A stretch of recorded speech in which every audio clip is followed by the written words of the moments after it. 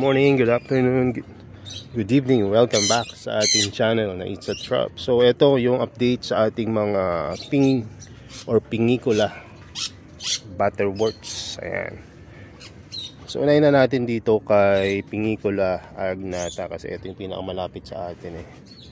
So kita nyo naman itsura ni pingikula agnata ngayon. Ang hindi maganda dito ay yung medium kasi tinamaan na naman ako nung ano yun, yung kung punggos siya o ano, yung parang nagwe-web na punggos yung ganito oh. Ayan, nakakamatay yan sa Helianthora. So isang ibang halaman pag napabayaan mo, tulad nito napabayaan ko na. Pero yung iba surviving. Ayan, pati yung mga propagation ko na iba. So kung sasabi ko lang talaga, yung panahon ngayon napaka kakaiba. Masabing mahirap kasi hindi ko naman sila naalagaan ng talagang gusto kaysa dati. Kumbaga kakaiba. So ang ibig sabihin, mas alagaan nyo yung halaman nyo ngayon kaysa before, no? Bigyan nyo ng panahon. So pala, may gagawin na wala ako dito. Wait lang, dito muna tayo sa pingikula.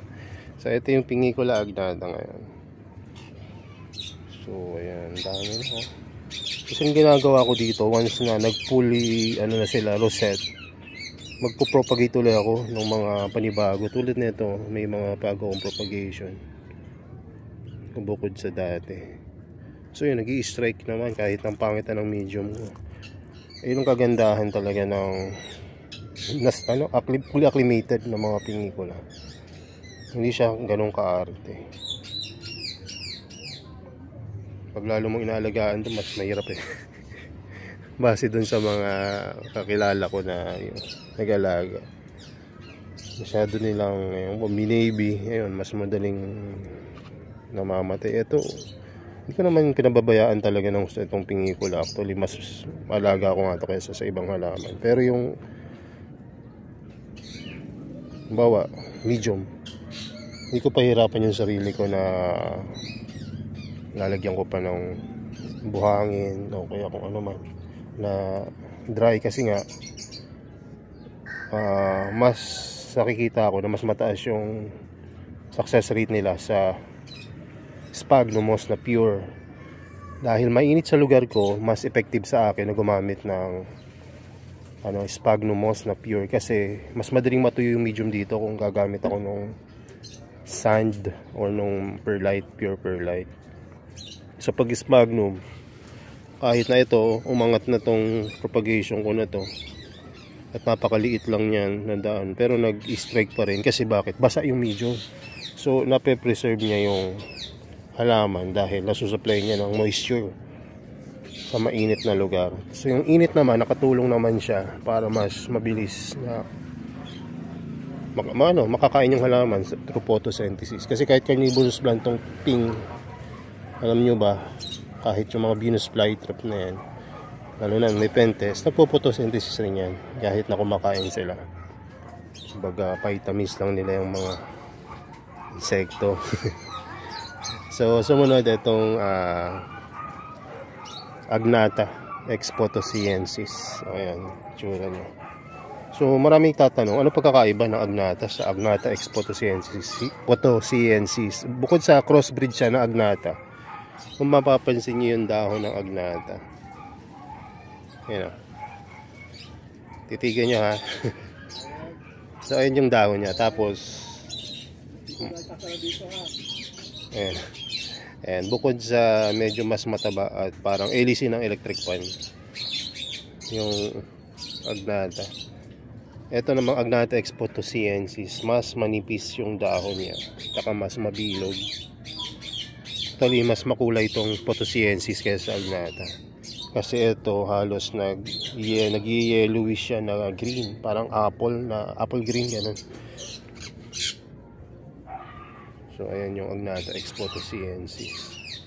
Tapos, ito naman yung seto. Magkakamukha ito mga ito. Ang seto naman, mukhang ganito siya. Pero, Agnata ex photosciensis siya. Pero, mas mapula ang seto. Itong actually seto na nandito, hindi ganun kapula. Kasi hindi pa siya ganun ka naarawan eh. Ganda ng pagkapula nito, nagda-dark red to eh. Hindi ko alam, baka may kirk brake dito na pahalo. So ayan yung seto. So ito halo to eh, kaya inano ko siya, sineperate ko siya. Mga lost ID na pink. Pero pagka lumaki yan, madali na ma-identify. So ito yung nasa bag natin na nakakalat lang doon. So nilagay na lang natin sa isang lalagyanan. Hindi ko siya nilagay sa isa't isa unless tumubo na siya, no? Halimbawa tulad nito, obvious naman Aphrodite tong mga to. So pwede ko siyang i-repat once na naka-time na ako. So sumunod, ito namang Cyclosecta. Napakadaling identify ng Cyclosecta dahil sa kulay niya. No, may dark yung color ng dulo ng dahon niya. At kapag napaganda mo to, nagiging blue. So, tingnan nyo na lang sa internet kasi hindi ko makuha yung blue talaga nito. Pero nagda-dark to dito sa akin. Siguro dahil kailangan ko ng grow light. Ayan. Blue yan, yung Cyclosecta. Ano na pagka gabi, mas, ewan ko no, mas kita yung blue color niya pagka gabi. So ito naman yung Pingicula Aphrodite. Ang isa sa mga pinakamadali, no, alagaan na Pingicula Aphrodite. No, kung true experience, no, actually lahat madaling paramihin. Kaya lang mas mabilis kasing magparami ng dahon tong Aphrodite. Kaya ang bilis rin, syempre, truly pulling siya or cutting siya pinapropagate. So, mabalik tayo dito. Biglang tumawag yung kapatid ko. Kung naalala nyo, merong ditong batang babae. No, wala akong anak na babae pero ayun, siguro nakapapansin nyo minsan sa video. Pamangkin ko yun, nasa US na sila ngayon. So, may sinabi lang. Anyway, balik tayo dito. So, ito yung kalagayan ng ping na wala ako dun sa ano natin kanina. So, ganito na sila kaganda ngayon. So, kita nyo naman yung update, no? Unti-unti natin. Tapos, try ko mag-propagate para naman dun sa bago na makakapanood. May idea sila. So, sa pag-aalaga nito, napakadali lang. Once na itanim nyo na, ano nyo lang, diligan nyo lang araw-araw. Tapos huwag nyo iwa-water tray. Ayun lang siguro talaga yung isa sa mga pinaka-mahalaga sa pag-aalaga. Kapag ang medium mo ay pure sphagnum moss toppings. Hindi to pure sphagnum moss toppings lang siya. Pero sa ilalim na ito, kung mapapansin nyo, lahat yan ay sphagnum moss at perlite. Ayan. Lahat yan same media. So, hindi ko na isa-isahin pero ayan, makikita nyo. Ayan, sphagnum moss and perlite yan. Mas mataas ang perlite. Tapos sa ibabaw, pure sphagnum moss. Kasi bakit? Para ma-retain yung moisture sa itaas. Tapos sa ilalim naman, mas maganda yung aeration. Bakit hindi mo iwa-water tray? Kasi pag na-overwater mo to ang Pingicula, tapos outdoor ka, kasi hindi umaraw, tunaw, malulusaw dahil sa root rot or yung crown rot. Pag nabulok yung sa gitna niyan, goodbye, no? Unless siguro maagapan mo, gupitin mo sa kalahati yung dahon, tanim mo, baka mabuhay mo pa. Pero ayun yung isa sa mga dahilan kung bakit namamatay yung ping. Sobrang patubig. Isa pa, sobrang dry naman, no? Pag sobrang dry, ang nangyayari, no, kung napansin ko dati kasi meron akong ping na nasa buhangin, ano siya, natutuyo yung dulo, parang nasusunog, no, yung leaf. Kita ako dito. Saka na nga bago kasi ako nadidiscover sa mga halaman ko ngayon, kaya medyo magandang bagay yung para sa akin. Sa totoo lang, medyo tinatamad ako ng mga nakaraan. Ngayon nagkakaroon ako ng bagong mga exciting part sa pagtatanim. So no, mas maganda yun kasi pag tatanim ka, tamad ka, mapabayan mo halaman, maraming mamamatay. Pero kung exciting sa'yo yung gardening, yan, maganda yun kasi maalagaan mo, mabibigyan mo ng time, experiment, at yun, mabilis ka mag-improve sa pag-garden. Pero pag nabayaan mo, kahit na marunong ka na, mamamatayan ka pa rin. So sa pagtatanim ng ping, ito lang yung aking setup. So nasa inyo yan kung gagayahin nyo, pero kung ako sa inyo, gawin nyo kung ano yung the best para sa lugar ninyo. Hindi ko na isa-isa yan, pero kung sa iba mas gusto nila yung pure perlite, pure Akadama, Kanuma, yung medyo dry na media. Ako naman, ang pwede sa akin dito ay pure sphagnum moss yung toppings. May sphagnum moss and perlite na media. So ayun yung effective sa akin dito, at mabilis ako nakapagpaalaga at parami ng ping. No, kung mapapansin nyo, ping lang yung nag-survive dito. No, mga BFT ko, lahat, hindi ko na isa-isa yan. Maraming namatay, maliban na lang sa ping. Yan, buhay na buhay.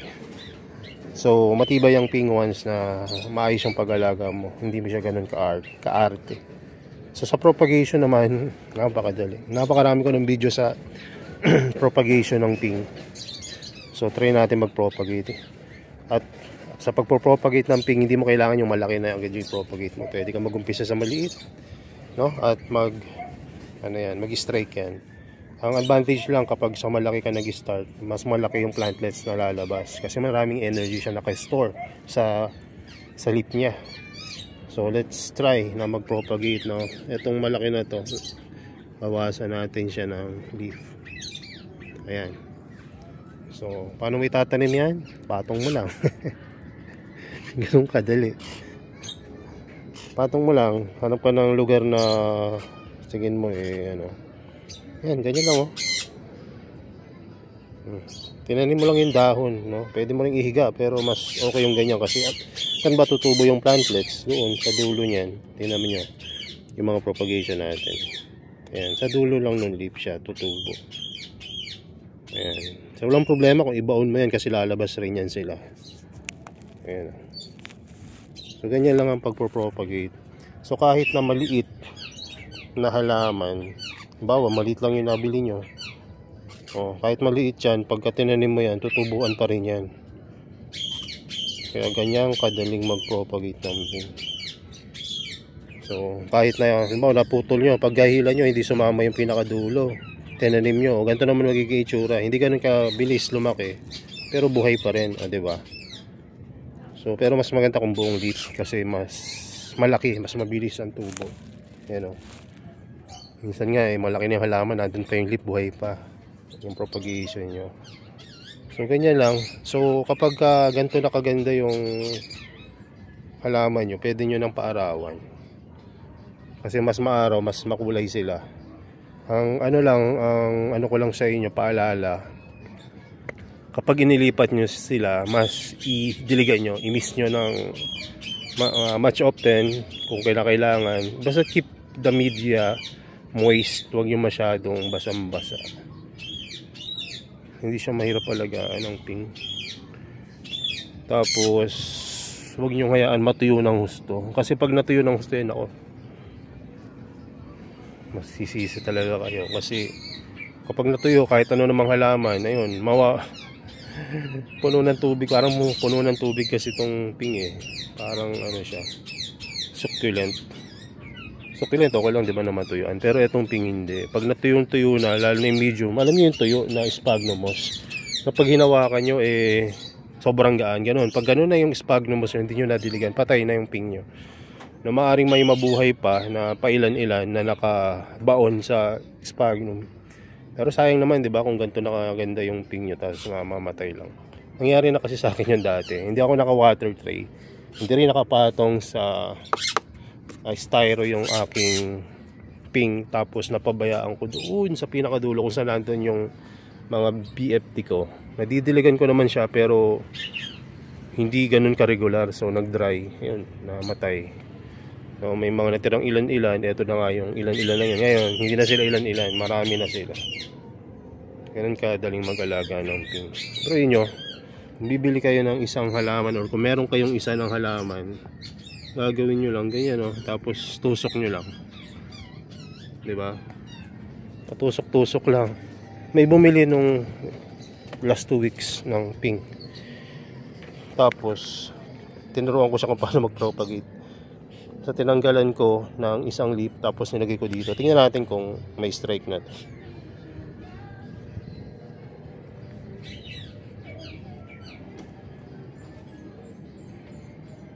Ayan, may konting growth na.